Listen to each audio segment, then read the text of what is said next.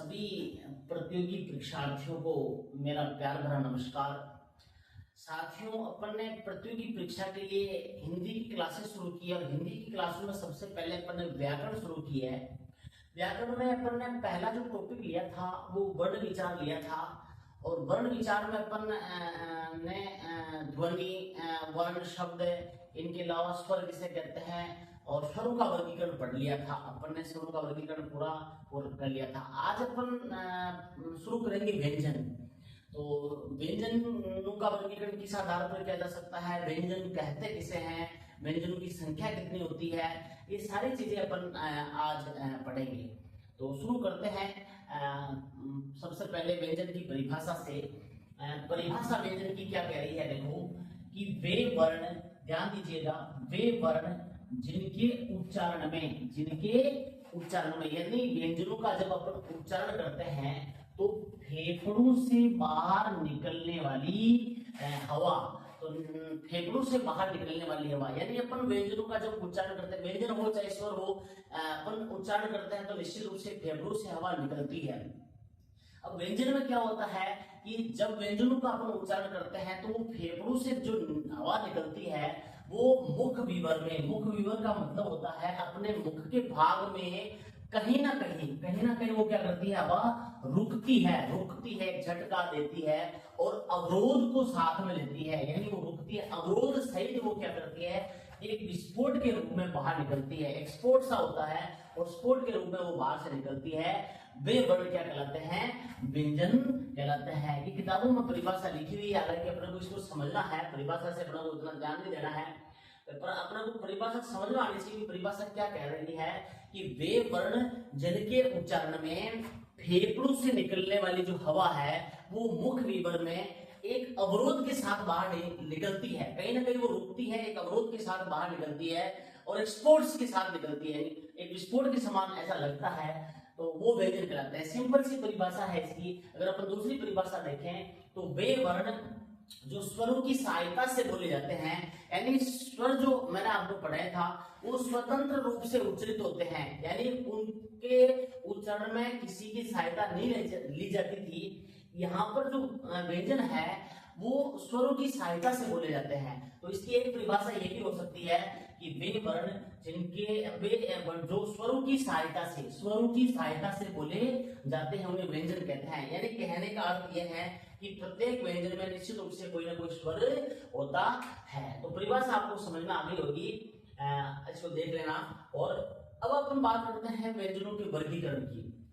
तो व्यंजनों का जो वर्गीकरण वो किस आधार पर किया जा सकता है, तो मुख्य रूप से जो व्यंजनों का वर्गीकरण है उनको दो आधार पर वर्गीकरण किया जा सकता है। व्यंजनों को दो आधार पर वर्गीकरण किया जा सकता है। पहला जो आधार है वो प्रयत्न स्थान के आधार पर, देखो नाम लिखा हुआ प्रयत्न स्थान, यानी इसको अपन कह सकते हैं उच्चारण स्थान, यानी अपन जो व्यंजन बोल रहे हैं तो उस व्यंजन का अपने मुख में किस भाग से, किस स्थान से उसका उच्चारण हो रहा है, उसके आधार पर व्यंजनों को बांटा गया है। तो प्रयत्न स्थान के आधार पर अथवा उच्चारण स्थान के आधार पर व्यंजनों का वर्गीकरण एक बात तो ये हो गया। और दूसरा हो गया प्रयत्न विधि, यानी जब अपन व्यंजनों को बोलते हैं तो कोई ना कोई विधि अपने काम आती है, किस विधि के आधार कोई ना कोई विधि आता है, उस विधि के आधार पर भी इनको बांटा गया है। तो प्रयत्न विधि के आधार पर कौन कौन से हैं, परीक्षा में के लिए दोनों चीजें इंपॉर्टेंट है, आपको ध्यान रखनी है, दोनों चीजों से पूछते हैं। तो यहाँ तक आपको समझ में आ गया होगा। एक बार आप इसका स्क्रीनशॉट ले लो या इस परिभाषा को लिख लो, फिर अपन प्रयत्न स्थान के आधार पर पढ़ते हैं या उच्चारण स्थान के आधार पर पढ़ते हैं।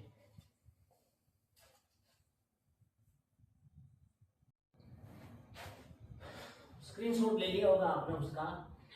प्रयत्न स्थान या उच्चारण स्थान जो पहला वर्गीकरण है उसके आधार पर अपन पढ़ेंगे। अगर संख्या तो खैर आपको पता ही है कि व्यंजनों की संख्या 33 होती है टोटल और स्वर होते हैं 11। अगर बहुत सी बार परीक्षा में पूछ लेते हैं कि हिंदी में कुल वर्ण कितने होते हैं, तो आपको ध्यान रखना है, अगर उसमें 44 ऑप्शन है तो आपको 44 ही लिखना है। हालांकि इस पर भी मैं पूरी क्लास लूंगा, इसको लेकर भी कंफ्यूज है कि अलग अलग किताबें या अलग अलग विद्वान वर्णों की संख्या अलग अलग बताते हैं। ये क्लास लेके पूरा कंफ्यूजन अपन दूर कर देंगे। हाल आपको ध्यान रखना है कि व्यंजनों की संख्या 33 है और इन 33 ही व्यंजनों के वर्गीकरण को अपने को पढ़ना है। तो पहला जो वर्गीकरण है वो प्रयत्न स्थान या उच्चारण स्थान के आधार पर। तो प्रयत्न स्थान या उच्चारण स्थान के आधार पर व्यंजनों को 7 भागों में बांटा गया है। पहला है कंठ्य व्यंजन, आराम से इसको अपन कंठस्थ याद कर लेंगे। एक भी चीज आपके डिस्टर्ब नहीं होने वाली, आराम से। पहला जो इसका भाग है प्रयत्न स्थान के आधार पर, तो वो है कंठ्य व्यंजन। दूसरा है कोमल ताल, सॉरी इसको अपन कंठ्य व्यंजन को कोमल तालव्य भी कह सकते हैं। दूसरा है तालव्य व्यंजन, तीसरा है मूर्धन्य व्यंजन, चौथा है दंत्य व्यंजन और पांचवा है वत्सल्य व्यंजन। वत्सल्य व्यंजन में थोड़ा सा मैंने लिखा है, बाकी किसी में नहीं पूछते, डायरेक्ट ऐसा पूछते कि कौन सा तालव्य है कौन सा मूर्धन्य है। भाई इसमें थोड़ा सा पूछ रहे तो ध्यान रखना है। वत्सल्य का जो अर्थ है वो होता है मसूड़ा। मसूड़ा अर्थात जो ये व्यंजन होते हैं, ये व्यंजन ऊपर के दांतों के थोड़ा ऊपर के दांतों के थोड़ा ऊपर ही मसूड़ा होता है। ऊपर के दांतों के थोड़ा ऊपर मसूड़ों के साथ जीभ के स्पर्श से बोले जाते हैं। यानी इन व्यंजनों को जब अपन बोलते हैं तो मसूड़ों के साथ जीभ का स्पर्श होता है, इन्हें वत्सल्य व्यंजन कहते हैं। ये कौन से हैं तो ये आपको ध्यान रखना है, न, नह, ल, से और जय है। ये कौन से जो अपन सारी चीजें पढ़ेंगे, सिर्फ अपन एक बार किस आधार पर इनका बांटा गया वो देख रहे हैं। तो ध्यान रखना है कंठ्य व्यंजन, तालव्य व्यंजन, मूर्धन्य व्यंजन, दंत्य व्यंजन, वत्सल्य व्यंजन और ओष्ठ्य व्यंजन और दंतोष्ठ्य व्यंजन। तो ये 7 आधार पर उच्चारण प्रयत्न स्थान के आधार पर 7 इनके भाग है या 7 प्रकार है, इनके आधार पर इनको बांटा गया है। अब अपने को पढ़ना है कि कंठ्य कौन से होते हैं, तालव्य कौन से होते हैं, मूर्धन्य कौन से होते हैं, दंत्य कौन से होते हैं। ये तो आपको समझ में आ ही रहा होगा। तालव्य जो तालु जो होता है वहां से बोले जाते हैं। मूर्धन्य का मतलब जो होता है, मैंने आपको कल बताया था, मूर्धा का मतलब अपने जीभ के जहाँ मतलब तालु के अंदर जो सबसे कठोर भाग होता है मूर्धा, वहां से उसको बोला जाता है। तो ऐसा परीक्षा में नहीं पूछते कि भाई किससे कहाँ से, ऐसा नहीं, डायरेक्ट ऐसे पूछते हैं कि भाई मूर्धन्य व्यंजन कौन सा है, तालव्य व्यंजन कौन सा है, वत्सल्य कौन सा है, ओष्ठ्य कौन सा है, ऐसे पूछते हैं। तो अपने को ये ध्यान में रखना है कि प्रयत्न स्थान के आधार पर या उच्चारण स्थान के आधार पर ये 7 प्रकार से इनको बांटा गया है। अब ये कौन से हैं वो व्यंजन अपन आगे पढ़ते हैं कि कंठ्य कौन से हैं, तालव्य कौन से हैं, मूर्धन्य कौन से हैं, ये सारी चीजें अपन पढ़ेंगे। एक बार आप इसका स्क्रीनशॉट ले लो या फिर इसको नोट्स बना ले लो तो लिख लो, फिर अपन आगे पढ़ते हैं।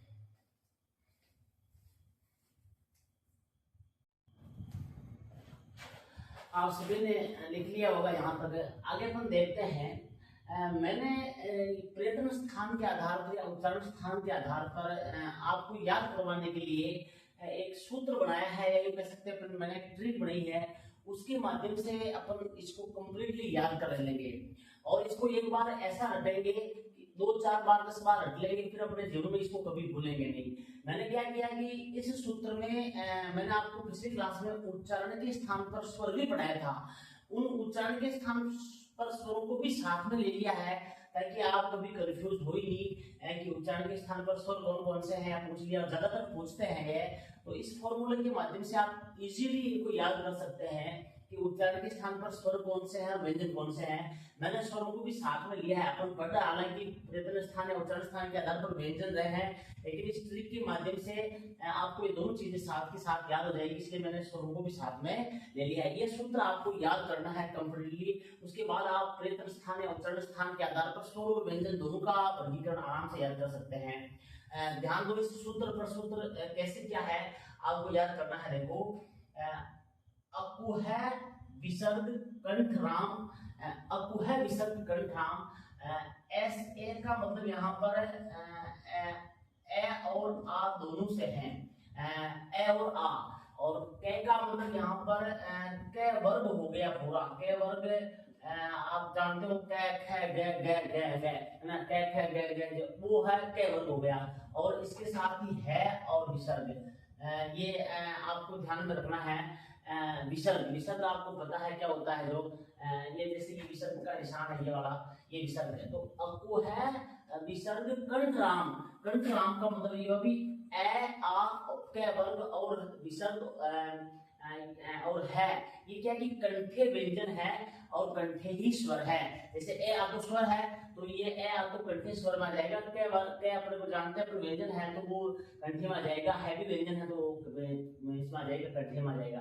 तो अकु है विसर्ग कंठ राम, ईच यस भी है, ई च यस है। देखो ई का मतलब ई हो गया और च वर्ग पूरा ही हो गया, और ये का मतलब आप जानते हो ये और छ, ये ईच यस भी है तालुराम, अर्थात ये जो है ई च वर्ग पूरा ही ये और छ है, ये तालव्य है। तो अकु है विसर्ग कंठ राम, ईच यस भी है तालुराम, रीट रस जानो मूर्धा जी। री मैंने आपको बताया था पहले मूर्धन्य में स्वर जब पढ़े थे, और टे वर्ग पूरे हो गया, रे और से, इनको बोलते हैं मूर्धन्य। तो रीट रस जानो मूर्धा जी, ल तस पुकारो दंत जी। ल का अपने हिंदी में कोई काम नहीं है, ये संस्कृत का शब्द है। अब बात करते हैं तय और से की, तो तय वर्ग पूरे आ गया, और से जो ये आपको दिखाई दे रहा है ये दंत जी यानी दंते कहलाते हैं। तो रीट रस जानो मूर्धा जी, लरकस पुकारो दंत जी, उप आते हैं ओष्ठ में, यानी उ और पै वर्ग पूरे हो गया, वो ओष्ठे कहलाएंगे। और केवल वह दंतोष्ठ में, उप आते हैं ओष्ठ में और केवल वह दंतोष्ठ में, केवल दंत प्लस ओष्ठ का है, सिर्फ और सिर्फ वही है, ये आपको ध्यान में रखना है। ए आई कहे कंठ तालु, ए आई कहे कंठ तालु, और ओ आउ कहे कंठोष्ठ में, ये पूरे स्वर की रेंज है। ये स्वर और व्यंजन दोनों के लिए ही ट्रिक है, तो आपको याद हो जाएगी, तो आप जीवन में कभी भूलोगे नहीं। ए आई कहे कंठ तालु, ओ आउ कहे कंठोष्ठ में, यानी ये तालु कंठे हैं, ए और आई तालु कंठे हैं, और ओ और औ कंठोष्ठ यानी कंठ प्लस ओष्ठ, जिसे अपन कंठोष्ठ बोलते हैं, ये कंठोष्ठ कहलाते हैं। नासिका में पंचमा अक्षर, पंचमा अक्षर आप जब क वर्ग क च ट ट प वर्ग जो अपन लिखते हैं, उसका जो अंतिम पांचवा अक्षर है वो नासिक कहलाता है, और इसके साथ साथ स्वर भी नासिकीय कहलाता है। फिर नासिका में पंचमा अक्षर, जिह्वा राखो प्रकोष्ठ में। जिह्वा का मतलब यहाँ पर अलजीबा का स्थान है। अलजीबा का मतलब ये होता है कि कंठ का थोड़ा नीचे का जो ऊपर का भाग है वो अलजीबा कहलाता है। इसे अपन काकल्य भी कह सकते हैं, क्योंकि कंठ के कंठ के थोड़ा नीचे का जो भाग होता है, सॉरी कंठ के थोड़ा नीचे का जो भाग होता है, कंठ के थोड़ा नीचे का, वहां से इनको बोला जाता है, इनको काकल्य भी कहा जाता है। ये कौन कौन से हैं? क, ख, ग, ज, फ और है, इनको काकल्य भी कहते हैं। जानना यहाँ पर ख के हल्के नुक्ता लगा हुआ है, ये यहाँ पर ये वाला क्या मतलब नहीं, यहाँ पर है हालांकि इसके नुक्ता लगा हुआ है, इसलिए आपको ध्यान रखना है। ये जो इसका पूछ ले तो वो आपको अलजीबे लिखना है, ध्यान रखना है। तो ये सूत्र आपको ध्यान में आ गया होगा। एक बार वापस मैं बोल रहा हूँ, अकु है विसर्ग कंठ राम, अर्थात ए आ के वर्ग विसर्ग और है ये कंठे कहलाते हैं। अकु है विसर्ग कंठ राम, ईच यस भी है तालु राम, ई च वर्ग ये और से ये तालव्य है। रीट रस जानो मूर्धा जी, लतस पुकारो दंत जी, रीट वर्ग रे और से ये है मूर्धा जी मूर्धन्य, और त वर्ग पूरा और से है ये है आपके दंत जी। उप आते हैं ओष्ठ में, केवल में दंतोष्ठ में, ए आई कहे कंठ तालु, ओ औ के कंठोष्ठ में, नासिका में पंचमा अक्षर, जिह्वा रखो प्रकोष्ठ में। तो इस सूत्र से आप प्रयत्न स्थान के आधार या उच्चारण स्थान के आधार पर व्यंजन सारे याद कर सकते हैं, और साथ ही साथ मैंने स्वरों को भी इसमें जोड़ दिया है। तो उच्चारण स्थान के आधार पर मैंने आपको पढ़ाया था इससे पहले वाले क्लास में, उनको भी आप आराम से याद कर सकते हैं। इस सूत्र को दिन में 2-3 बार आराम से इसको पढ़ो, या आपको याद हो जाएगा। फिर आप कभी आपके परीक्षा में गलत होने के चांसेस ही नहीं, आराम से इसको रट लेना है। इधर उधर जाते हुए कहीं जाते हुए इधर उधर बोल दे जो है विसर्ग कंठ राम की शेष भी तालो राम, रीटरस जानो मुर्दा जी, लतरस पुकारो दंत जी, उप आते हैं ओष्ठ में, केवल वे दंतोष्ठ में, ए आई के कंठ तालो, ओ औ के कंठोष्ठ में, नासिका में पंचमाक्षर, जिह्वा रखो प्रकोष्ठ में। ऐसे आप दिन में 2-3 बार इसको गुनगुना लो, ताकि आपको याद हो जाएगा। 8-10 दिन में ये आपके दिमाग में ऐसा सेट हो जाएगा कि आप जीवन में इसको भूलोगे नहीं, आपके कभी ये प्रश्न गलत नहीं होने वाला है। बाकी अपन इधर का उधर उसेड़ लेते हैं। साथियों, मैंने ये प्रयास जो आपके लिए किया है मैं आपसे बार बार कहता हूं कि किसी भी प्रकार की कोई कमी, हालांकि मैं मानता हूं कि पूर्ण कोई होता नहीं है, और अपन ने शुरुआत की है तो कोई ना कोई कमी हो सकता है, रैली हो। आप देखो, एक तो अपन ने अपने पास एक इतनी वो सुविधाएं नहीं है जिसकी वजह से अपन वो डिजिटल बोर्ड लगा दे या कुछ ऐसा लगा दे, तो अपने वीडियो वगैरह थोड़ा क्लियर, टीम में आवाज में थोड़ी मिस्टेक हो सकती है। पर मैं आपको ये भरोसा दिलाना चाहता हूँ साथियों कि भाई मेरी क्लास में जिस टॉपिक को मैं पढ़ा रहा हूँ उस टॉपिक से परीक्षा में अगर कोई प्रश्न बाहर आता है तो ये मेरी जिम्मेदारी बनती है। मुझे पूर्ण भरोसा है कि क्लास में जिस टॉपिक को मैंने पढ़ा दिया परीक्षा में उससे प्रश्न बाहर नहीं जाने वाला है। बाकी बहुत सारी यूट्यूब पर क्लासें हैं, वो आप जो अच्छे से डिजिटल बोर्ड वाली है उनकी बात तो मैं वो अगर आपको लगे अच्छा तो वहां से पढ़ो, मैं ये नहीं कह रहा हूँ, पर समझ में आपको कंप्लीटली मैं भरोसा दिलाता हूँ निश्चित रूप से आएगा, और हर प्रश्न को ढंग से समझेंगे। परीक्षा के बाद जरूर मैं आपसे, मेरे बहुत सारे विद्यार्थी हैं जो परीक्षा की तैयारी कर रहे हैं, पेपर के बाद जरूर मैं उनको बताऊंगा कि इस टॉपिक में मैंने यहाँ से पढ़ा है, इस टॉपिक में मैंने यहाँ से पढ़ा है, कोई प्रश्न छूट नहीं सकता है। इतना प्रयास करेंगे, हालांकि पूर्ण कोई होता नहीं है, ऐसा नहीं कि भी सारे टॉपिकों में से सारे प्रश्न आ जाए, तो ऐसा तो संभव है नहीं, लेकिन जो फिक्स टॉपिक है जिनसे उनसे बाहर कुछ ऐसा है ही नहीं, वहां से निश्चित रूप से प्रश्न बाहर नहीं जाने वाला है। बाकी अपन व्याकरण पढ़ने के बाद हिंदी साहित्य का इतिहास भी पढ़ेंगे। पूरी क्लास जो सेकंड ग्रेड हिंदी से जो तैयारी कर रहे हैं उन विद्यार्थियों के लिए मैं पूरा हिंदी का सिलेबस, पूरा बीए ग्रेजुएशन वगैरह टोटल सारा सिलेबस कंप्लीट करवाऊंगा, और निश्चित रूप से वो सफलता प्राप्त करे ऐसा प्रयास मैं करूंगा। साथ ही दोस्तों, बहुत सारे बच्चे जो स्टूडेंट हैं वो कहते हैं सर आप पॉलिटिकल भी बहुत अच्छा पढ़ाते हो, पॉलिटिकल क्लास भी शुरू कर दो, तो उसका भी प्रयास करेंगे, पर एक साथ वो संभव नहीं है, या कोई ऐसे सर मिलके जो पॉलिटिकल या ज्योग्राफी पढ़ाते हैं वहाँ उनकी क्लासें भी यूट्यूब में ले लेंगे। प्रयास ऐसा करेंगे कि गांव के बच्चे जो बाहर नहीं जा सकते हैं, या आर्थिक दृष्टि से परेशानी है, ऐसे बच्चों के लिए ये प्रयास मैं कर रहा हूँ, और आपका साथ रहा, आपका सहयोग रहा, मेरा मनोबल आप बढ़ाते रहे, तो निश्चित रूप से मैं इस क्षेत्र में आपको बहुत बड़ा सहयोग करने वाला हूँ। क्लास कैसी लगी जरूर देखिएगा, अपने दोस्तों को शेयर कीजिएगा, और चैनल को सब्सक्राइब कीजिएगा। जय हिंद, जय भारत, राम राम साहब।